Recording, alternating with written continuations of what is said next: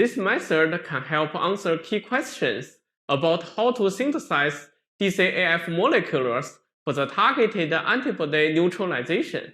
This technique provides the simplest way for the synthesis of DCAF molecules with high productivity.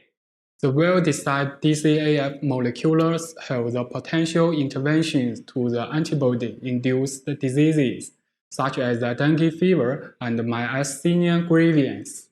This method can be applied to other DCAF molecules with different epitopes to target the conjugate antibodies. Demonstrating the procedure will be Xiuxiu, a senior technician from my laboratory.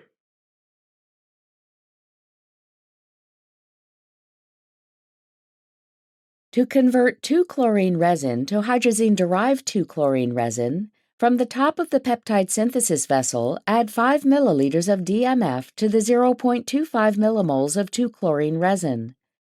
Put the cap back on, gently shake the vessel for 15 seconds, and then drain it on an iron stand. Repeat the DMF washing 2 more times. Then add 5 milliliters of DCM to the vessel, put the cap back on, gently shake the vessel for 15 seconds, and then drain it on an iron stand. Repeat the DCM washing 2 more times, and then repeat the DMF washing 3 more times.